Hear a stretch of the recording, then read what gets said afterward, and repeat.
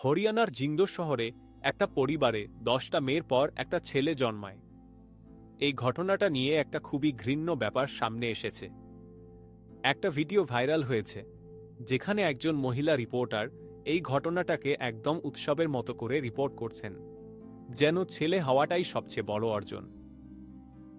যদি আমি ঠিক পড়ে থাকি তাহলে নবম মেয়ের নাম রাখা হয়েছিল কাফি, আর দশমের নাম ছিল মাফি। নবমের নাম রাখা হয়েছিল কাফি, মানে এবার যথেষ্ট হয়েছে, থামো ভগবান, আর নয়। আর দশমের নাম রাখা হয়েছিল মাফি, যেন আমরা যদি কোনো পাপ করে থাকি, যে আমাদের এতগুলো মেয়ে হয়েছে, তাহলে আমাদের ক্ষমা করো। এই সব কিছু যে টিভির দর্শকদের জন্য করা হচ্ছে, আমি সেই দর্শকদের কথা ভাবছি। সেই দর্শকরাও এসব দেখে আনন্দ পাচ্ছে, খুশি হচ্ছে।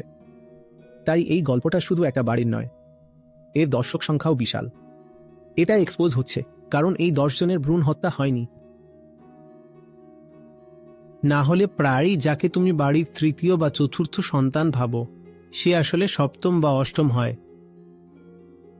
এই ব্যাপারে যদি আমরা অনেক আগের, ধরো 20 বছর আগের একটা সমীক্ষা করি, আজকের না, তাহলে দেখা যাবে যে প্রায় 3/4 ভারতীয় পরিবারে সবচেয়ে ছোট সন্তানটা ছেলে হয়। 3/4, বা হয়তো তার থেকেও বেশি। মানে যে সন্তানটা ঘরের সবচেয়ে ছোট, সে সাধারণত ছেলে হয়।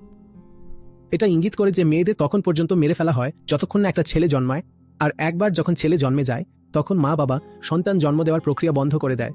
তুমি যাকে বলো 4টে সন্তান আছে, 3 বোনের পর চতুর্থ ভাই এসেছে, সেটা আসলে এমনও হতে পারে যে সে ভাইটা 3 বোনের পর নয়, 6 বোনের পর এসেছে। কিন্তু হইচই হচ্ছে না, কারণ সেই অতিরিক্ত 3 জনকে কেউ দেখতেই পাচ্ছে না। 3কে দেখা যাচ্ছে না, তাই বোঝা যাচ্ছে না যে এটা সপ্তম সন্তান। তুমি জানো ভারতের জনসংখ্যা থেকে কতজন মেয়ে গায়েব হয়ে গেছে? 4-5 কোটি।